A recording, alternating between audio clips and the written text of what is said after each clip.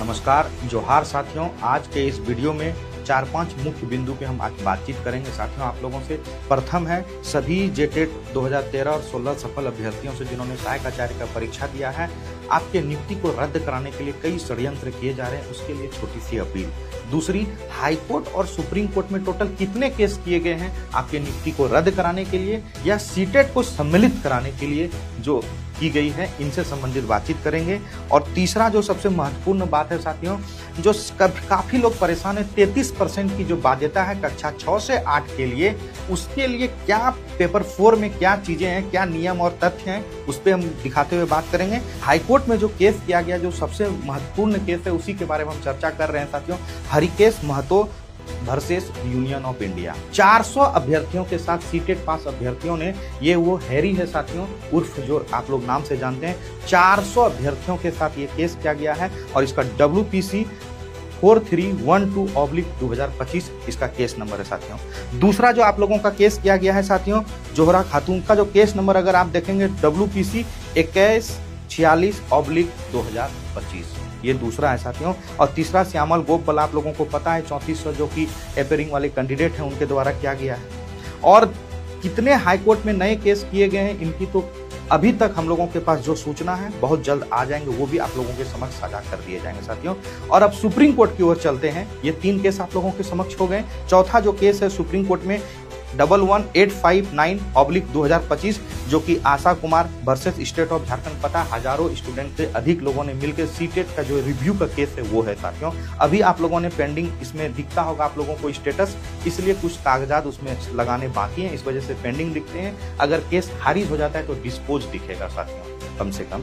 और दूसरा जो आप लोग देख रहे होंगे, एक पारा शिक्षक का जो रंजीत जायसवाल या शिथिलता वाला जो मैटर है साथियों, इस पे केस किया गया है। आप अपने मोबाइल स्क्रीन पे देख रहे होंगे, जिसका डायरी नंबर है 8355/2025। इस केस में साथियों क्या हो सकता है, अगर इस केस में शिथिलता वाली मैटर पे हम आपको सीधी बात करते हैं साथियों, पारा शिक्षक को शिथिलता मिलनी चाहिए और इसके पक्षधर हैं और निरंतर हम लोग से जो मदद हो पाएगी वो करेंगे साथियों। लेकिन सभी पूरे झारखंड के सभी टेट पास अभ्यर्थियों का हमने ठिका नहीं ले रखा है साथियों। कुछ लोग ऐसे हैं जो कि आपके बियॉन्ड पर्दे के पीछे से या कहीं से कुछ ना कुछ करते रहते हैं, वैसे लोगों का ये कार्य था जो शिथिलता वाले मैटर को छेड़ा गया साथियों। लेकिन जबकि हम इसके पक्षधर बिल्कुल नहीं है साथियों, ना ही मेरे कमेटी के हैं और ना ही मेरे कमेटी में वो कभी भविष्य में आ सकते हैं, क्योंकि बड़े भाई पारा शिक्षक 20 साल से सेवा दे रहे हैं, उसी विद्यालय में सेवा दे रहे हैं जिस विद्यालय में अभी पुनः अपॉइंट होकर वो आएंगे।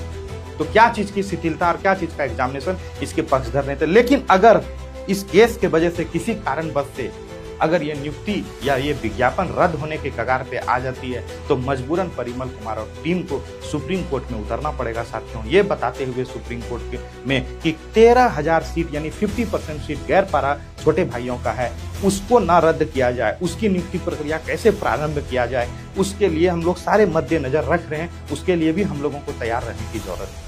और बहुत सारे लोग परेशान हैं, 33% वाला जो कट ऑफ है, बाध्यता है, उसको लेके कक्षा 6 से 8 को लेके।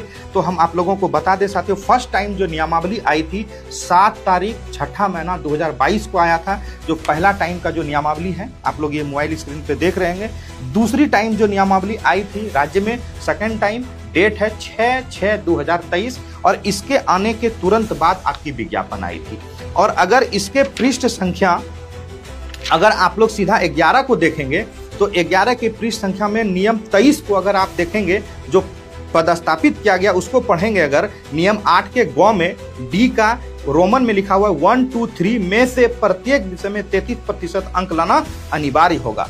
अगर आपको हम इसी नियमावली के पेज नंबर आप अगर 9 पे आ जाएं, और पेज नंबर 9 जो आपके मोबाइल स्क्रीन पे देख रहे हैं, आप लोग उसको देखें, और अगर डी के रोमन में 1, 2 में आप देखिए क्या लिखा हुआ है। डी के रोमन में आपको लिखे हुए वैकल्पिक विषय, और उसमें भी विषय में से भी आप देखेंगे अंतिम लाइन जो दिख रहा है साथियों, अभ्यर्थी किसी 3 खंड में से ही उत्तर दे सकेंगे। अब यानी एक खंड शब्द का यहाँ प्रयोग किया गया है। और अगर पेज नंबर आप 11 में देखेंगे, पुनः जाके पेज नंबर 11 नियम 23 के अगर नियम 8 ग के डी 1, 2, 3 में से प्रत्येक विषय लिखे हुए हैं, अगर यहाँ पे लिखा हुआ रहता है प्रत्येक विषय के प्रत्येक खंड में, तब हम समझते कि जो साइंस जो बच्चों ने लिया है, साइंस तीनों विषय में से 33% अंक लाने पड़ेंगे, लेकिन तीनों विषय को मिला के 33% लाना। अगर प्रत्येक खंड लिख देता वहां तो हम लोग जरूर बोलते। ये अगर नियमावली में जिस प्रकार से पता है कि जेएसएससी और शिक्षा विभाग राज्य में किस प्रकार से लोगों के साथ कर रही है, इसलिए आप लोगों को ये नियमावली था जो, और 2000 अगर हम थोड़ा सा चले जाएं 2024 में जो नियमावली 29/1/2024 को जो नियमावली आई थी, उसमें भी अगर आप देखेंगे पृष्ठ संख्या 11 में, तो उसमें भी कंडिका गौ का जो लिखा पद स्थापित करने के बाद C123 में वही सेम लाइन लिखे हुए हैं। अगर उसके पेज नंबर 10 में आएंगे तो पेज नंबर 10 में भी डी का 1, 2 और 3 लिखे हुए हैं, और सब में खंड का जिक्र किया गया है कि इस 1, 2, 3, 4, 5 खंड है, 5 खंड में से कोई 3 विषय का आप चयन करें। जब उसको आपने खंड कह के संबोधित कर दिया कि ये 5 खंड हैं, चाहे पहला खंड गणित को बोले, दूसरा खंड भौतिक को बोले, तीसरा खंड रसायन को बोले, चौथा खंड वनस्पति विज्ञान को कहें, 5वां खंड प्राणी विज्ञान को कहें, ये सारे को खंड ने कह के आपने संबोधित कर दिया, तो आपको अंतिम लाइन भी लिखना पड़ेगा प्रत्येक विषय के जगह पे, प्रत्येक विषय के प्रत्येक खंड।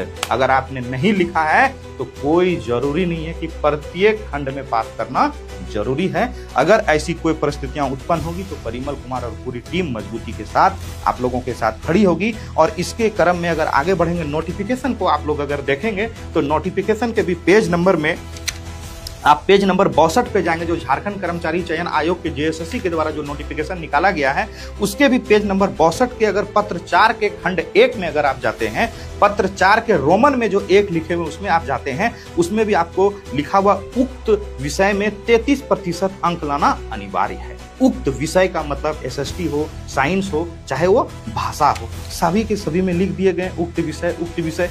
अब उक्त विषय के अगर खंड लिख दिया गया, यहां भी आप देखेंगे कि पत्र 4 के अगर रोमन के 1 में अगर आप पढ़ेंगे, अंतिम लाइन को हम पढ़ रहे हैं, इनमें प्रश्न पत्र 5 खंडों में विभक्त होगा। इसमें भी देखिए खंड लिखा हुआ है, यानी आप गणित को, भौतिक को, रसायन विज्ञान को खंड आप कह रहे हैं, और आप लिख रहे हैं कि उक्त विषय में से 33% अंक लाना, मतलब ये सारे के सारे विषय जो आप चयन कर रहे हैं उनमें से 33% लाना है। अगर आप खंड कह देते तो हम समझ लेते, और इसलिए आप लोगों को ज़्यादा चिंतित होने की जरूरत नहीं। विज्ञापन भी आप लोगों को पेज नंबर बता दिया गया, और विज्ञापन के अगर पेज नंबर 23 में जाएंगे तो पत्र 1 के हैं, और अगर 64 में जाएंगे तो ये हैं। और जो 6 to 8 के जो पेपर 1 के बारे में तो आपको पता है 30%, पेपर 2 के बारे में भी आपको पता है, पेपर 3 के बारे में नियमावली में और नोटिफिकेशन में कहीं जिक्र नहीं है कि आपको 33% लाने पड़े।